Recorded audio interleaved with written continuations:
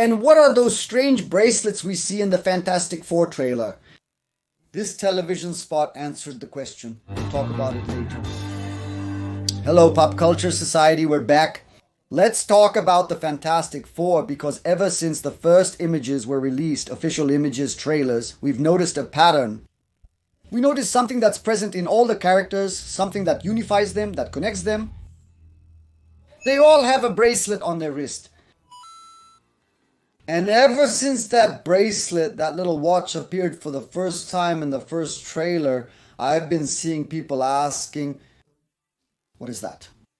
Could it be a multiversal device so they can travel through the multiverse? Could it be something? And I always looked at it this way, guys, it's possibly a communicator. If everyone has it, it's on the arm, and knowing science fiction, knowing the environment where they are, the so-called retro-future, nothing is more retro-future than making a wrist communicator, which was a classic of science fiction from the 50s, from the 60s. A wrist communicator, hello! There were no headphones, no tablets, no smartphones. People communicated only with the little watch. It was very common. And they might have used this idea not only to keep the Fantastic Four connected all the time, but also to sell another toy, because it's cool, right? After having a Fantastic Four watch, you then ask for the Ben 10 watch. I then suggested that it could be that and mentioned there's a relevant video on the channel. Now we have confirmation, because when the Fantastic Four appear on that television show, on Ted Gilbert's show, it's a tribute to Ed Sullivan. He introduces the Fantastic Four on that stage that even resembles the Beatles' performance on Ed Sullivan in '64. And there's also a detail there that I wanted to point out. It says, Fantastic Four, 4 years. 4 years of the Fantastic Four. That's the name of the presentation, and that's important because it not only places us in the exact year where we are within that universe, that retro future, of course, not in the Marvel cinematic universe kind of thing, but it also reveals that the Fantastic Four have already been active for 4 years. It's also not an origin movie. Marvel also decided there's no need to tell the origin, just like in Detective Comics. They're not going to tell Superman's origin. The audience already knows the origin of the Fantastic Four. Just make a reference, show a little video. That's enough. It doesn't need to be an origin movie. And that they've already been in this fight, in this rush for 4 years. That's why they're known. That's why they're famous. That's why they're celebrities. And they've already been in the public's imagination for a while. They're the only superheroes on that earth. That's important to say too. There are no Avengers, no X-Men. It's just the Fantastic Four there and the villains of the Fantastic Four. Well, in that presentation by Ted Gilbert, they just show up running out of it in the monster that happened in the trailer. But in this spot, to draw attention to the NBA Finals, because the NBA is broadcast on entertainment and sports programming, network entertainment and sports programming network is under the Disney umbrella. Disney owns Marvel and entertainment and sports programming network. So one thing can communicate perfectly with the other and use the Fantastic Four to promote the NBA playoffs and the NBA playoffs to promote the Fantastic Four. It's a win-win game. Right? Give and take. And the quartet is presenting themselves there on that stage with the arrows and the little clock rings, and they look and the split screen appears. I don't know if they're going to use that language in the movie. I found it curious that it's only in this alert spot, game time. Of course, the game time, there is a joke because it's game time, as if the Fantastic Four were running out to watch the NBA game. That's not going to happen in the movie. They just made a joke there. And then the alert appears. Game time with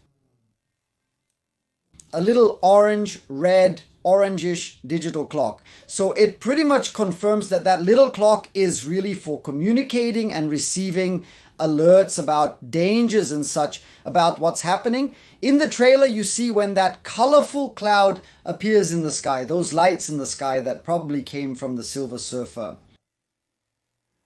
Ben Green, the Thing, looks at the clock. And that's curious, right? If he's seeing that there's an emergency, why is he looking at the emergency, right? Maybe the watch didn't go off. He's finding it strange. The watch didn't go off for the emergency because it's not one of the quartet members calling the others. All four are surprised by the game time, indicating it's likely something from headquarters at the Baxter building.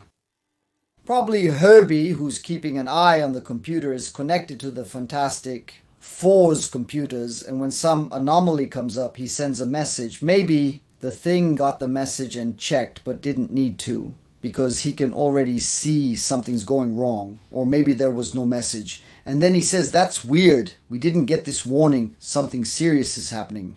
I think that's a good explanation.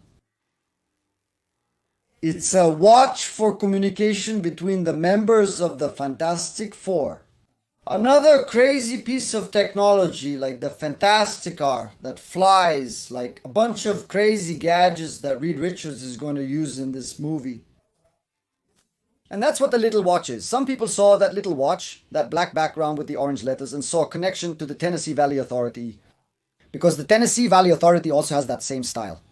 Yeah, I don't know if that makes sense, okay?